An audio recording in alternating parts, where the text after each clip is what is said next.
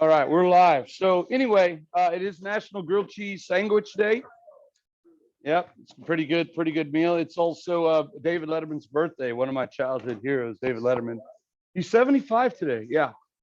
Okay, so a couple of things. I had the first AM review this morning. I was at the doors down at the band hall from 7 to 7:05.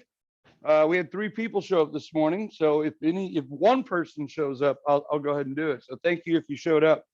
If you didn't show up, I've been recording all the reviews and putting them in the shared folder, but in the excitement of this morning with multitasking, I deleted the video that I recorded this morning before I put it into the correct folder. So hall decorating is immediately after school today. I don't have to meet judges until 6 p.m. So I got a little bit of time after school. No, but I'm the judge's escort. So I meet them at the other school. I take them in. I tell them how the scoring goes.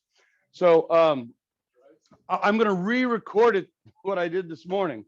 And it was a good one because I got to teach a little bit about parametric or vector calculus. Okay. And it was a real quick, straightforward lesson. So if you weren't here this morning, look for that. Now, again, just to remind you, where do you go to find these? You can go to Corpy's World, right? Go to Calculus Maximus. And then at the top under lessons for videos, I put all the reviews in here because if I do a secure document, I'm going to make it so that you can only access it with your NBISD login information. So calculus this year, BC, there it is. And then there it is, BC reviews. So review 1, 2, and 3 that I did last week after school, they're all in there. In every folder, you'll find the notes, the key to the notes that I made while generating it, and the video to the notes, except for today's. This morning, I worked the free response from last year's BC exam, and we only got through the first 2 in an hour. So on average, that's about twice as slow as you're supposed to go. But I was teaching a bunch of stuff, okay? But I have the questions in there, and then I put the scoring guidelines in there, and the scoring guidelines aren't as concise as they have been in the past, but it does tell you how to score it. They're actually more informative. So when you look in there, maybe this weekend or whatever you're catching up on reviews, if you're doing so, you'll find the key, which will be my notes that I take, and then you'll find the video. I'll re-record it, and I'll try and go a little bit faster. So anyway, that'll be in there. Now, because some people express that mornings are actually better for reviews, I'm not going to review this week in the afternoon for obvious reasons, but starting next week on the 19th, I am going to do morning and afternoon reviews. I'm going to do them twice a day, okay? And every session is going to be new material.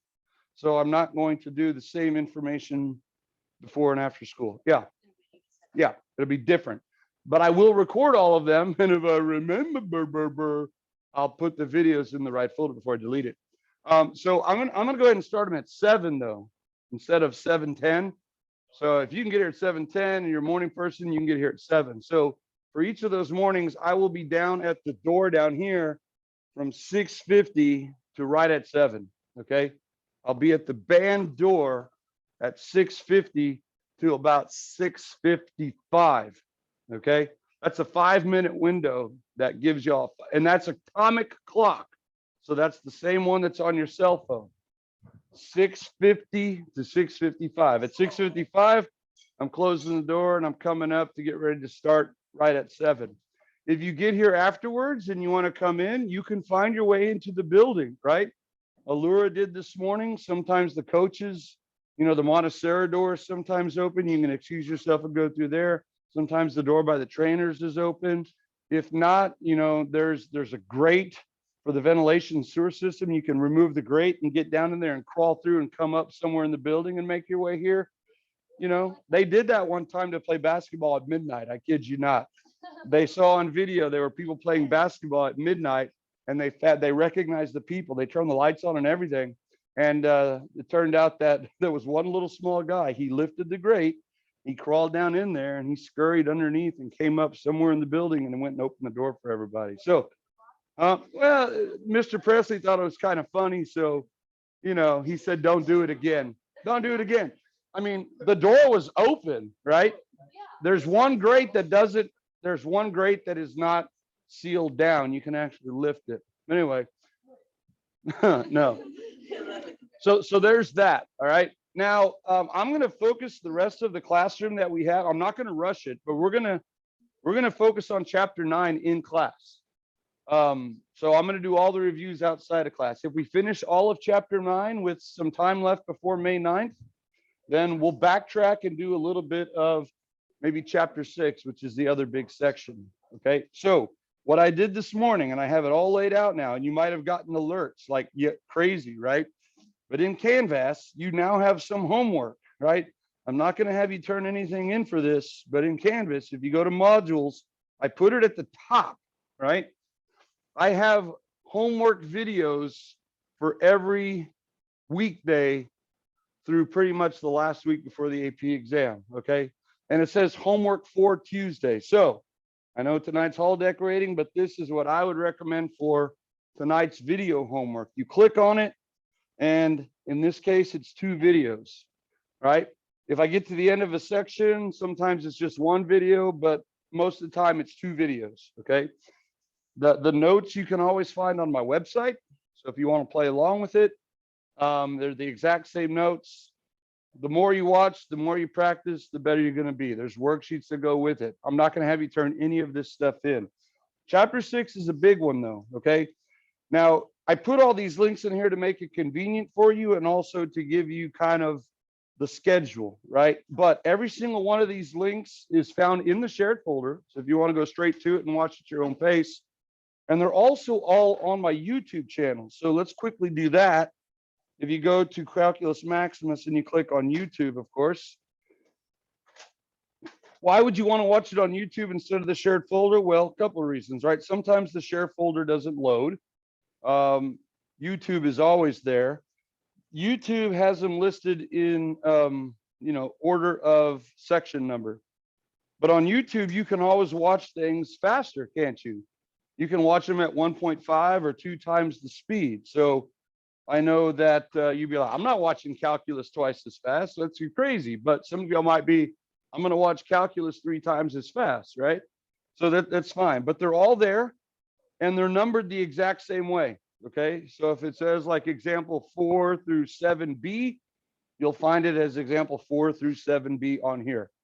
Okay. All you do is make sure you click under the Calculus Maximus playlist, because my YouTube page has videos all over it that are not organized, but this playlist is. Okay. So they're all there. So you can watch them anywhere.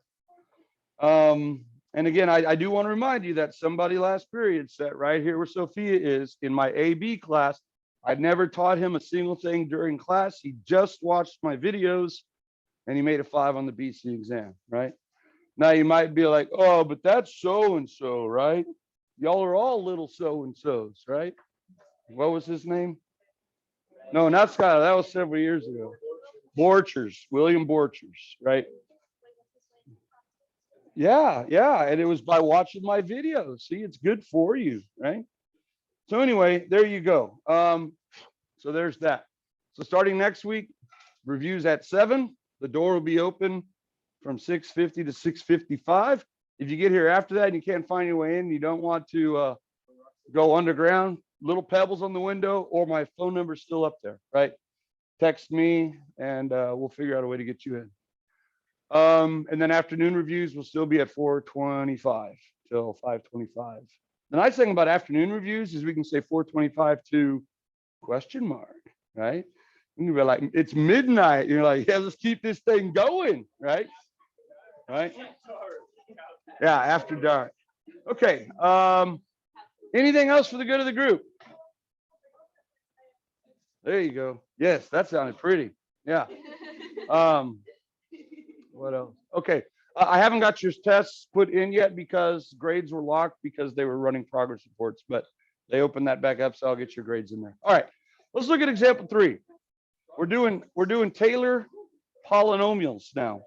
Taylor polynomials, like lines, Taylor lines, are ways to approximate a transcendental function near a point of tangency, which we're calling a center, right? The higher the degree of the polynomial, the better the approximation. The closer the approximation is to the center, the better the approximation, right? Okay, so what we're going to do is kind of see where the equations for these graphs come from, all right? Because it seems almost like magic. Don't worry, this thing, I'm just seeing it. Where do these graphs come from? They come from equation that's generated by Taylor's rule. Taylor's rule, remember, if you don't remember anything else from chapter 9, this is the nth term, right? This is the rule of sequence that generates the terms for every Taylor polynomial, right? So assuming the function is differentiable n times, it has n derivatives. How do you find the coefficients? It's the nth derivative at the center divided by n factorial every time.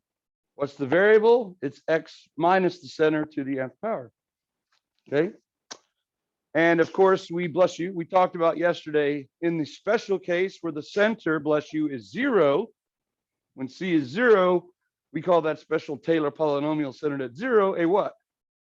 A Maclaurin. Yeah, Maclaurin, whatever. A Maclaurin series, right? And it's easy to remember that 0 is Maclaurin because that's a picture of Maclaurin. And look.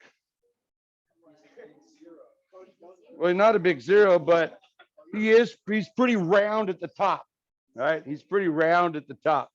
So Maclaurin, all right?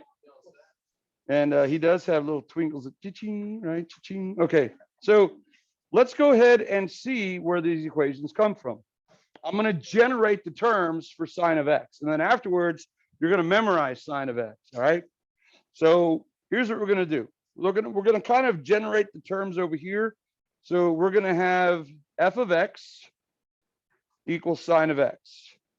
Now remember, the function is also known as the what's derivative? It's the 0th derivative, right? The 0th derivative. So don't take the derivative, you got the function. Good. All right, now we're going to have the derivative, which is what? Cosine of x. And we're going to center this one just like we did on the previous one.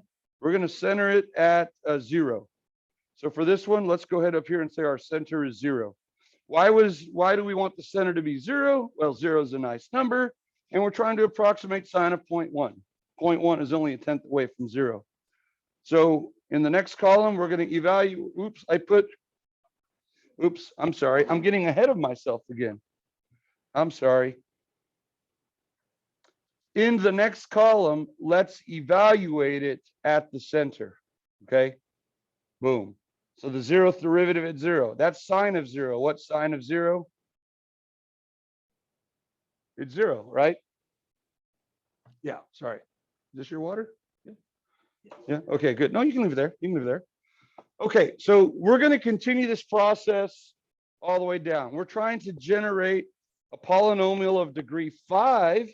So I'm going to go all the way down to the 5th derivative. All right, so here we go. In the next row, let's take the first derivative, which is cosine. Let's then evaluate the first derivative at the center. So that's cosine of 0. What's cosine of 0? 1. Okay, this is just developing the machinery that we're going to use. Okay, well, second derivative, right? What's the derivative of cosine? Negative sine. Now we'll evaluate that next door at the center. So that's the negative sine of 0, which is negative 0, also known as 0. All right, third derivative. What's the derivative of negative sine? Negative cosine. Very good. And now the third derivative evaluated at the center, it's negative cosine of 0, which is negative 1. Very, very good. All right. And now we go to the fourth derivative. Remember, after triple prime, we switch to Arabic. And we don't just do this, right? Because if we do that, that actually means this. That means f of x to the 4th power. Okay, so to distinguish it from an exponent, we put it in parentheses, right? And now that means the 4th derivative. And that's going to be what? What's the derivative of negative cosine? Positive sine. And we're back to where we started. And now the 4th derivative at 0 is sine of 0, which of course is 0. And let's do it again. The 5th derivative is cosine And now the fifth derivative at 0 is cosine of 0, which is 1. And if I wanted to generate more, I could. Okay. So the reason I did that off to the side first is because this is what I'm after. These end up being the numerators of your coefficients. Those are the numerators of the coefficients. All right. Let's see why. If we go back to that nth term or the rule of sequence up above, that's this part right here.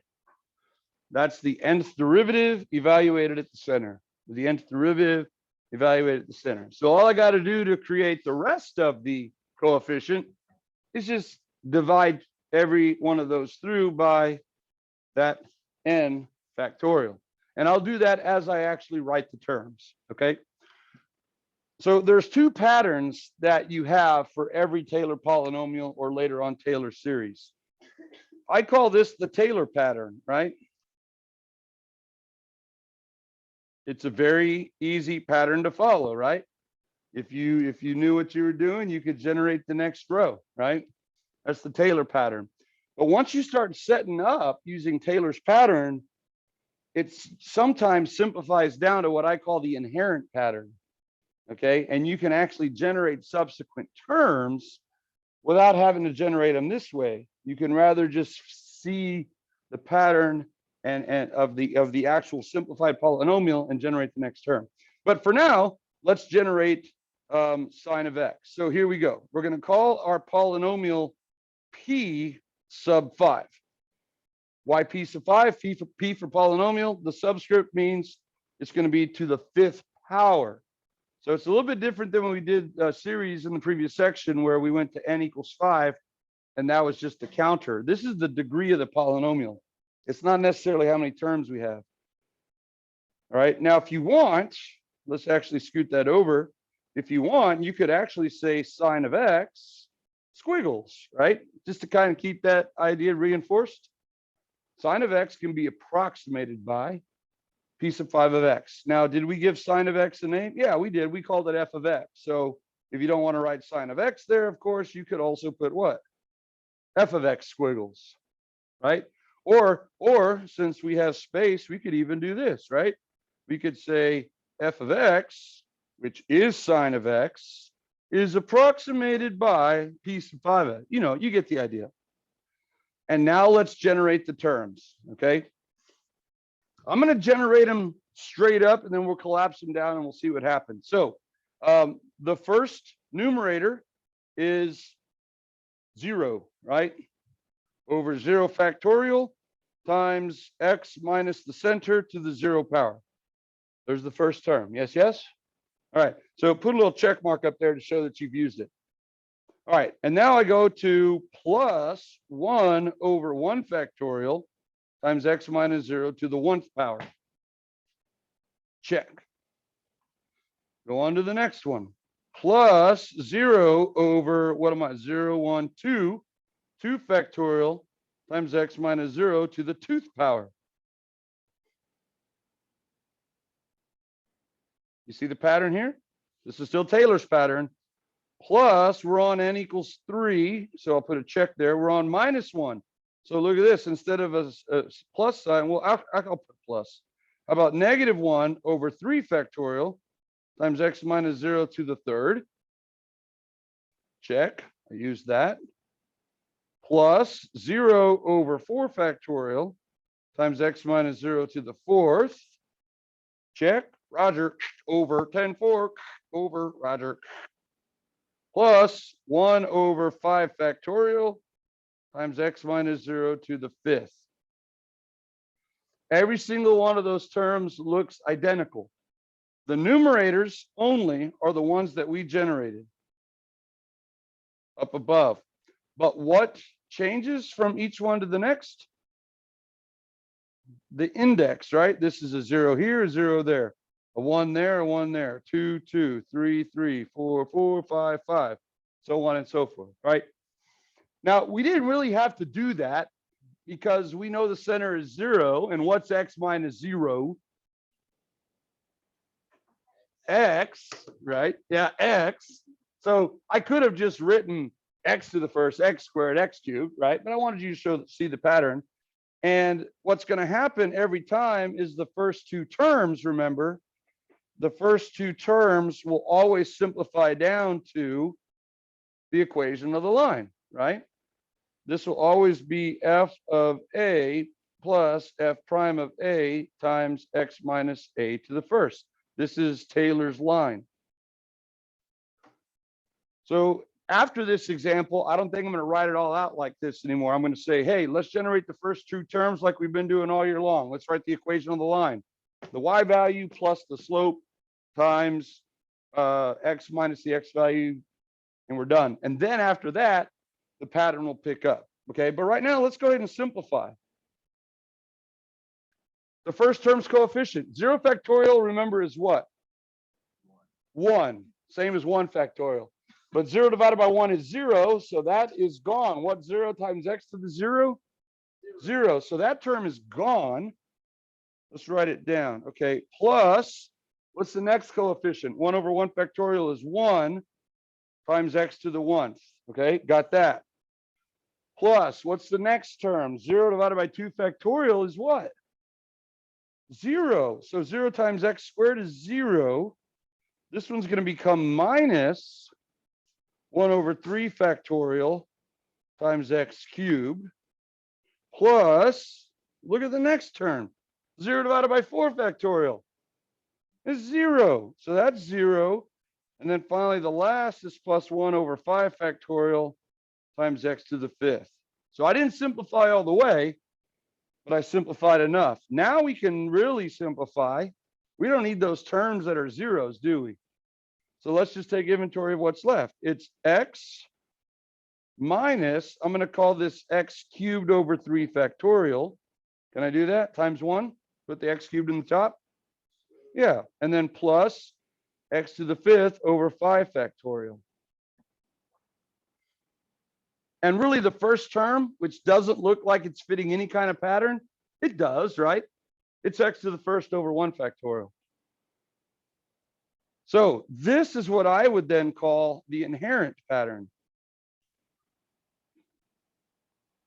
For instance, if I wanted to generate a 7th degree polynomial and we only had the first 3 terms, notice every other term canceled out. So n is not 3, it's 3 terms. N in this case represents the degree of the polynomial. Could we generate the next term from this pattern? Yes, Ethan, what do we notice about, first of all, the SIGN sign? Positive, negative, positive. It's alternating. So the next one could be negative. What do we notice about the degrees on the x's? 1, 3, 5, 7. They're odd, right? And what do we notice about the denominators when compared to the powers? They're the same. So that would be the next term, I'm guessing. And guess what? That is the next term. If you wanted to generate a 9th degree polynomial, the next term would be plus x to the 9 over 9 factorial. What would the next term be? Minus x to the 11 over 11 factorial. There you go. So that's what I call the inherent pattern. You wouldn't need to keep going back and taking derivatives, and then generating using Taylor's pattern or Taylor's rule. You pick up on the inherent pattern. Okay.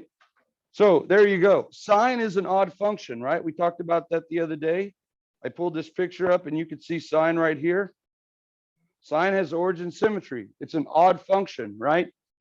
Notice all the polynomials then that approximate it are also what?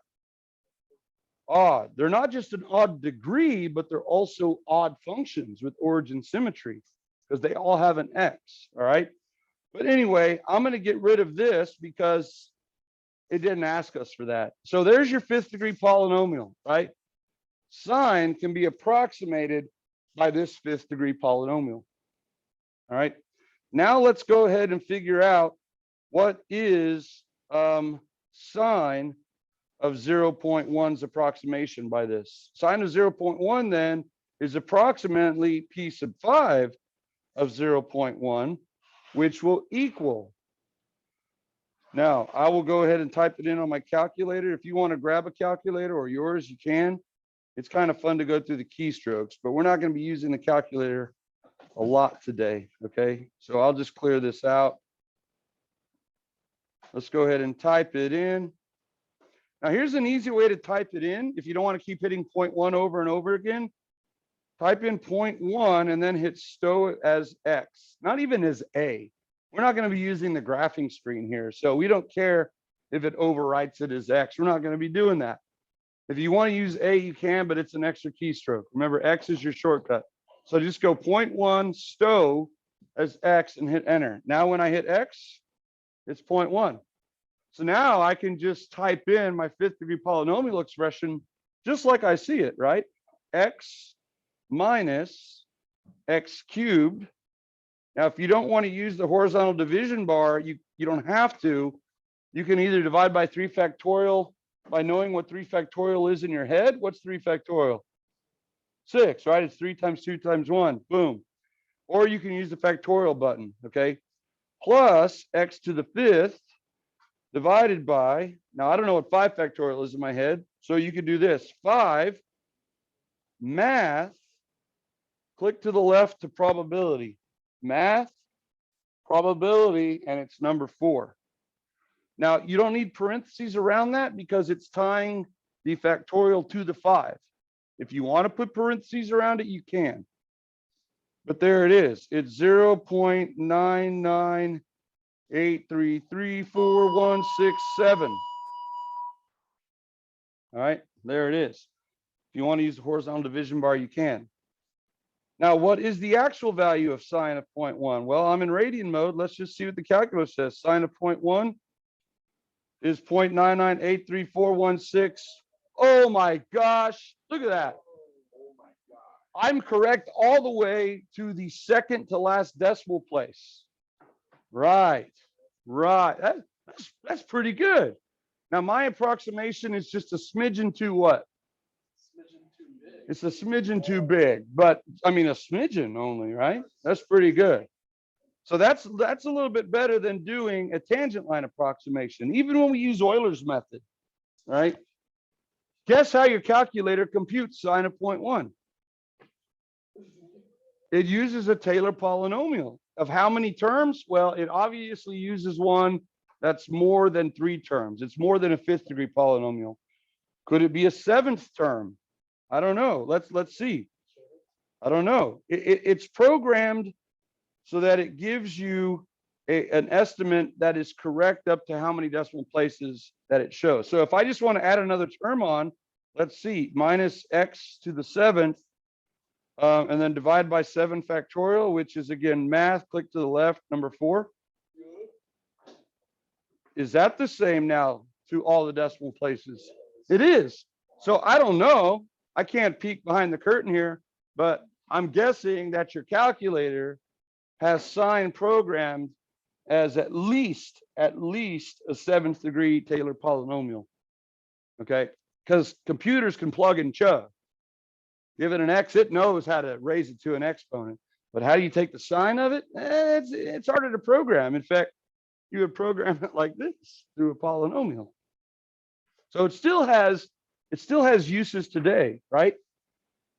Although back in the day without calculators, the people were known as the calculators, and they were the one that were preferring to plug and chug rather than try to use sine tables or something like that. So anyway, there you go. That's a Taylor polynomial. Pretty fascinating, huh? Pretty awesome. Pretty freaking awesome. All right, so memorize if you haven't already, this right here. Like, aside from e to the pi plus 1 equals 0, if I were to get a tattoo, if I were to get a second tattoo, this might be it. This might be it. And I might get it right here on my neck, you know, but still backwards so that people in front of me driving can read it from their perspective, right? All right. Okay. So memorize this. Can you memorize this for sine? Can you memorize that for sine? I hope so. I hope so. Sine is an odd function, so it starts with x to the first. which is an odd power. And then it alternates minus x cubed, the next odd term, over 3 factorial, plus x to the 5th over 5 factorial. Now, there is an nth term formula for sine, but I'm going to wait to show that to you until the next section when we get to Taylor's series, okay? So right now, polynomials are just approximated. Now, before we do example 4, let me show you kind of something you can piggyback onto this. The other nice thing about using polynomials are continuous everywhere, and we know how to take the derivative of polynomials using the power rule, don't we? All right, let's go ahead and rewrite sine over here. Let's write it out just to help us remember it, right? Sine of x is approximately x minus x cubed over 3 factorial plus x to the 5th over 5 factorial minus x to the 7th over 7 factorial plus x to the 9th over 9 factorial. Okay, I'll stop right there. For a polynomial, you don't put plus dot, dot, dot, right? For a polynomial, you just stop at some term and you make sure you have a squiggle in the front. Okay, let's go ahead and do this. Let's take the derivative with respect to x, of both sides, shall we? What would be the derivative of sine of x? Cosine of x. Oh, how right you are. Squiggles. What's the derivative of squiggles? It doesn't work like that. What's the derivative of x with respect to x? 1 minus, what's the derivative of x cubed? 3x squared. 3 factorial is a constant multiple, right? It goes along for the ride. So 3 factorial. Right? It's like 1 over 3 factorial or 1 over 6. All right. What's the derivative of x to the 5th? 5x to the 4th over 5 factorial minus 7x to the 6th over 7 factorial plus 9x to the 8th over 9 factorial. Well, guess what? We can simplify that now. What happens over here? What's 3 divided by 3 factorial? Yeah, it's 1 over 2 factorial. Remember how we can write that recursively? We can write 3 factorial as 3 times 2 factorial. And the 3's divide out. So this is the same as x squared over 2 factorial plus, what's 5 divided by 5 factorial? 1 over 4 factorial. X to the 4th over 4 factorial minus x to the 6th over what? 6 factorial plus x to the 8th over 8 factorial. OMG. I'm going to go ahead and bring cosine back down and reinsert my squiggle sign. Do you see the inherent pattern for cosine? How is this? Remember, 9 factorial is 9 times 8 factorial. The 9's divide out. 7 factorial is 7 times 6 factorial. The 7's divide out. If you had to generate the next term in cosine, what would it be? Well, minus x to the 10th over 10 factorial. Cosine has y-axis symmetry, right? What do you call a function with y-axis symmetry? An even function. It's an even function. Cosine is even. What do you notice about all of the terms in the cosine polynomial approximation? All the terms are even. All the terms have even exponents. 1 is even an even function, right? Y equals 1 is a horizontal line. It has y-axis symmetry, right? It's good exercise, right? Yeah.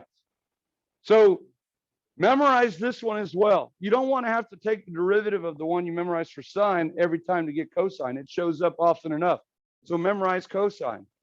Cosine and sine both start with a positive term. That's good, right? Start positive. Get up every day out of bed and start positive, right? Eat a dead toad and the rest of your day can't get any worse. All right. And then they alternate. They both alternate after that. But sine is an odd function, so it has odd exponents. X to the 1st, x cubed, x to the 5th. Cosine is an even function, so it starts with the number 1, whose exponent is x to the 0. 0's even or odd? Yeah, it's not odd. How about that? So you start with the constant. It has y-axis symmetry, and then all the exponents, squared, 4, 6, 8, 10. And in both of them, what's in the denominator factorial? The exponent, the power. Yeah. So there you go. You have 2 polynomial Taylor polynomials memorized, which means once we throw the nth term in there in the next section, you'll have 2 Taylor series memorized. Okay, so good so far, so good? Go gadget math. All right. Example 4, find the Taylor polynomial of degree 6 for the natural log of x. Natural log of x. Centered where? At 1. Why not 0 anymore? What's that? Well, we're trying to find it at 1.1, and 1 is closer to 1.1 than 0. Could I center it at 0 though if I wanted to? More than weird. It's undefined. Right. It'd be like your imaginary friend being weird, right?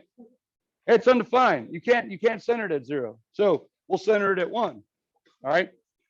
Now you can already kind of see that there's going to be some limitations for these polynomials, because what's the domain of the natural log? It's the set of all x such that x is greater than 0. The graph only lives to the right of 0, but when we generate a polynomial for it, what's the domain of all polynomials all day long? All real numbers. So unlike sine and cosine, whose domain is all real numbers, polynomial suits it well left and right forever and ever. If you just add more terms, you can go out further, right? But for natural log, we got to be careful, right? Not to use 0 or negative terms. So let's go ahead and get our machinery up and running, right? So we got f of x is the natural log of x. And if you want to call that the 0th derivative, feel free. And then we're going to evaluate the 0th derivative or the function at the center, which is 1. So that's the natural log of 1, which is 0. And now we just straight down, right? What's the derivative? F prime of x is 1 over x, yeah? What's f prime of 1? Well, it's 1 over 1, which is 1. So far, so good. How about the second derivative?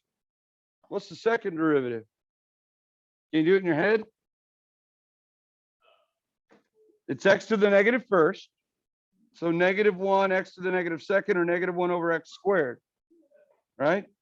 Yeah, if you want to call this x to the negative first, that's fine. We like it to be in quotient format for the evaluation process, but we kind of like it to be in x to the n format for the derivative process. Yeah. 2 different versions of the same thing, right? Both suiting a purpose, right? Like water and frozen water, right? Yeah. All right, so now what's f double prime of 1? -1 over 1 squared, which is -1, right? I don't know. All right, now this is the same as -x squared if you want to write like that for the next step, right? F triple prime. Well, that's going to be -2 x to the negative. Oops, this is x. There you go. Sorry. Oops, see, I missed a negative, right? X to the negative first is -x to the negative second. Now its derivative is going to be +2 x to the negative third. I'm actually going to write it down like that first, and then write it in a cleaned up fashion. That's 2 over x cubed, right? So now what's the third derivative at 1? Should be 2, right? 2 over 1 cubed. All right, now we're cooking, right? The fourth derivative of x is, well, I'll use this version, thank you very much, for the derivative. That's going to be -6 x to the negative fourth, which of course is -6 over x to the positive fourth. And what's the fourth derivative at 1? -6. Boom. How far are we going? I got to have a 6th degree. Okay. So the fifth derivative, this is just getting the machinery up and running. +24 x to the negative fifth, which is 24 over x to the fifth. So now the fifth derivative at 1 is 24. Nice. And then the sixth derivative is negative what? 120 x to the -6, which is really -120 over x to the sixth. And then the sixth derivative at 1 is -120. Wow. Do you see how we're generating the magnitude of the next numerator of the coefficient. This is 2. How do we get from 2 to 6? We multiplied by what? 3, right? Which was the degree. How do we get from 6 to 4? We multiplied by 4, which is what we're on. How do we get from 24 to 120? We multiplied by 5. So the next term would be 120 times 6, right? So every time we just keep multiplying by the next number. Do you see a factorial kind of in there somewhere? You should, right? This is where recognizing patterns is going to be really good if you're ever asked to come up with the nth term. But anyway, that's down the line. I'll plant that seed. I think we have enough machinery now to generate Taylor's polynomial here. So, oh, by the way, just we could have called this one up here a Maclaurin polynomial like it did, but I was just calling it Taylor at 0. This is Taylor at 1. Can we call this one a Maclaurin polynomial? Heck no. Sorry, Maclaurin. You stick to 0, right? It fits your head better. All right. So f of x, which equals the natural log of x, squiggles. You know what? It says to use p sub 6, p for polynomial. You know what sometimes we also use for Taylor polynomials? What letter? R. Sometimes we use r. Yeah. But a lot of times we also use t. Yeah. Oh, yeah. T for Taylor, T for Texas. Now, if it tells you to use P, if it tells you to name it P, don't switch. But I'm deviating from my own instructions here. All right, so here we go. Remember that these guys right here are not the coefficients, are they? These are not the coefficients. They are only the numerators of the coefficient. Yeah. If you want to even help yourself more, you could put like n equals 0 over here, n equals 1 over here, n equals 2. If you think that'll help you. I don't really do it because I can kind of keep track pretty easily just by the which prime I'm on, you know, it's another indicator. All right, so the numerator of the first term is 0. Do I even need to write it down? No. Okay. So I'm not going to do that. The numerator of the next term is 1. I do need to write that down, and we're on 1, right? So it'd be 1 over 1 factorial times x minus the center 1 to the first, right? So I'll write that down. Check. The next numerator is -1, so I'm just going to put -1 over, and we're on the second derivative, so that's 2 factorial all over x minus 1 squared. All right, so put a check by it. Show that I've used it. The next numerator is 2 over, I'm on the third derivative, so it's over 3 factorial. And then that's going to be times x minus 1 cubed. Check. The next numerator is going to be -6 all over, we're on the fourth derivative here, so it's over 4 factorial times x minus 1 to the fourth. And I'm going to take this, I'm running out of room here. I'm going to take this and put it down here where I have more room horizontally. Okay. Check. I've used -6. The next numerator is +24. And we're on the fifth derivative. So it's 5 factorial, x minus 1 to the fifth. And then finally, we're on the last one. So -120 over 6 factorial times x minus 1 to the sixth. We don't put ... there. Okay. We don't put ... because it's a polynomial of 6th degree, and we have the squiggles there, right? The natural log could be approximated by this polynomial. And if you want to warn other people who are going to use your creation, you might want to say, hey, I know the polynomial lets you plug in any number in the whole wide world, including 11, you know what I mean? But it's only good for things greater than 0. All right, now let's simplify, because this is still Taylor's pattern, right? This is still Taylor's pattern.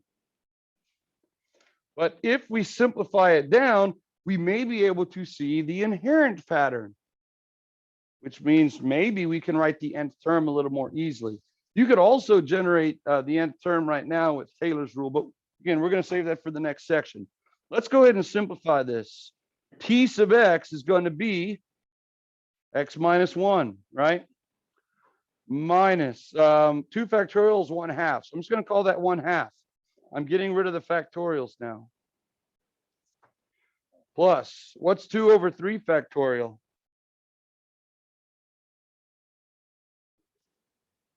It's 2 over 6, right? Which simplifies to 1/3 times x minus 1 cubed minus, what's 6 over 4? 1/4. Good. Good. Because 4 factorial is 4 times 3 times 2 times 1. So, oh my God, you already are onto the inherent pattern. Okay. Girls, if you're still looking for a prom date, Mason, are you taken yet? Oh, okay. Never mind. Never mind. The dude is slick with his Taylor polynomials, right? See, math. Yeah, math. Go math. All right. So what would the next one be? What's 24 divided by 5 factorial? Yeah, it's 1/5 because 4 factorial is 24. So that's 1/5 times x minus 1 to the 5th. And then the last one here, 1/6 times x minus 1 to the 6th. So if you had to generate another term to make it a 7th degree polynomial, first of all, would it be plus or minus? Plus. What would the coefficient be? 1/7 x minus 1 to the 7th. Boom, boom. Congratulations. You just figured out the inherent pattern. You cracked the code. Yeah. Okay. There you go. Inherent. Yeah. Yeah, there you go. So anyway, it's pretty cool, right? Pretty cool. Now, some teachers make their kids memorize that one, and you can if you want. Like if you have room in your hard drive to memorize that, you can. I don't think you need to. Okay. I don't think you need to. The ones that we're going to memorize are sine of x, cosine of x, which you already know, e to the x, which remember back in the day, e was for easy because it's its own grandpa, it's its own derivative and antiderivative. Same thing with Taylor series or Taylor polynomial. E is for easy. And then we're going to memorize one more. That's 1 over 1 minus x. That's a geometric summation. So just those 4. But you already have 2 of them memorized, right? Okay, good. Now, this one is also an alternating series. Yes, yes? You notice? Yeah, it's an alternating series. So we could, in the next section, possibly write a formula for the nth term, right? Capturing the inherent pattern. Okay, cool. What else did it say to do? It said to use it to approximate the natural log of 1.1. Do you want to? Let's not say we did, because you get the idea at this point, right? Here's what you would say. You would say the natural log of 1.1 go wiggles t sub 6 of 1.1, which equals blah, blah, blah, right? Same thing we did when we did linear approximation. Now, again, if you leave it in this form, notice since we're only a tenth away from the center, your variable part is going to be all the way down the line, 0.1, right? 1.1 minus 1. So if you wanted to actually evaluate it, you could just let x equal 0.1 and then just do x minus 0.5x squared plus a third x cubed minus a fourth x, so on and so forth. But I think the fun part is behind us, and now it's just, yeah, plug in, right? Plug in. Is that the nth term? Let's see. You would need parentheses around -1. -1. Yeah, that looks good to me. Yeah, that looks good to me. Very good. Okay. So far, so good. You got the machinery that you can develop from Taylor's rule, and you put the machinery together, and then you can simplify to capture an inherent pattern. All right. Now, sometimes it's even easier to assemble things. Watch, example 5. Suppose, everyone stroke your chin. Interesting proposition here to suppose. Suppose that g is a function that has continuous derivatives. Okay, I'm with you. The derivatives don't stop, won't stop. Got it. Such that g of 2 is 3, g prime of 2 is -4, g double prime of 2 is 7, g triple prime of 2 is -5. Write the Taylor polynomial of degree 3 centered at 2. Well, let's talk about g for just a second. I know that g has a y-intercept that's what? It's not a y-intercept, sorry. That's not a 0. That's not a 0, is it? That's a 2. All right. So I know that at 2, it has a y value of 3. At 2, is it increasing or decreasing? It's decreasing. And at 2, is it concave up or down? Concave up. Can we draw a little piece of what the graph might look like at 2? Sure. Here's 2. Here's 3. There's the dot. It's got to be increase or decreasing, right? Because you said the derivative was negative. Concave up. Decreasing concave up is going to be, there's only one way to draw it. Decreasing concave up, it's got to look like this. Something like that, right? Yeah. So there you go. Whatever G looks like, that's what it looks like in the neighborhood of 2. Passes through 3, decreasing concave up. Got it. All right. That's just an FYI. That'll come into play later. All right. So for now, we just got to create the equation. All right. Well, guess what? These numbers that they give us, those end up being the whats of the polynomial. They're the numerators of the coefficients of the Taylor polynomial. Here's the mistake you don't want to make. Don't just say that those are the coefficients, because that's the mistake some people make. Those are just the numerators of the coefficients. Don't forget n factorial. Factorial, it's exclaiming down there, right? I'm an exclamation point. Don't forget me. Don't forget me. Okay, and we won't. You just stay put down there for now. Okay. Don't forget me. All right. So here we go. Here we go. Latest CUC device. All right. So here we go. G is approximated by, let's use R for mama rhythms of sub 3. You could use P sub 3, you could use T sub 3, but I'm going to use R sub 3 for mama rhythms. But you said R earlier. I can only keep up with one of your requests at a time of X. R for Ryan. I get it now. I get it now. All right. So here's what we're going to do. From now on, when we create a Taylor polynomial, we're going to generate the first 2 terms as if it were a line. What we're used to, as if it were a line. Okay. What do we need for the equation of a line? We need a slope and a point, a slope and a point. Do we have the slope at 2? Yeah, it's -4. Do we have the y value at 2? Yeah, it's 3. So the first 2 terms are going to be the y value of 3 plus the slope, which is -4 times x minus the x value. Yeah, there's the line.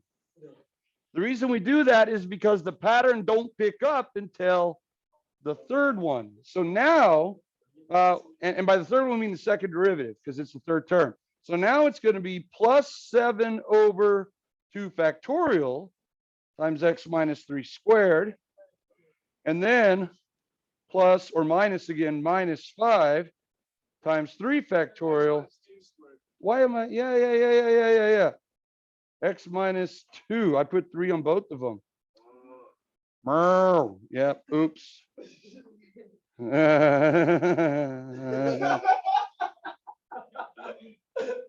There we go. There we go. There we go.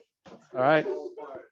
The y value plus the slope times x minus the x value. There's the line. And then the next numerator's coefficient.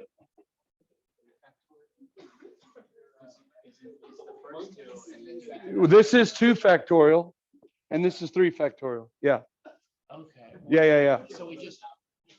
So again, if you don't want to do it that way, just do it the way. This is going to be 3 over 0 factorial times x minus 2 to the 0, and then -4 over 1 factorial times x minus 2 to the 1. Okay, and then you can put these 2 here. So if you want to just keep the pattern going from the beginning, that's fine, and then simplify. I don't want to tell you how to do it as long as you get it right, you know. But it will simplify down to just the y value plus the slope times x minus the x value. But if that prevents you from seeing the pattern, what the next term is going to be, then by all means bring it in. So again, notice we're starting with 0 because the function is the 0th derivative. Got it? Okay, good. And that's it. There's your answer. This is your answer right here. Okay, it didn't ask us to use it to approximate G or anything. Now that's where we have to stop, right? R for stop. No, I have like 40 seconds. Well, if I take back the time that it took us to start, but I won't. I think this is a good stopping point because can we do this one in the next? 2 minutes? No, we can't. We Yes. can't. Yes. We can't. Yes. We can't. Just All right. okay. Now you start talking at like 1.25 speed. Oh, and then when you play it, oh, you can slow it down to be normal.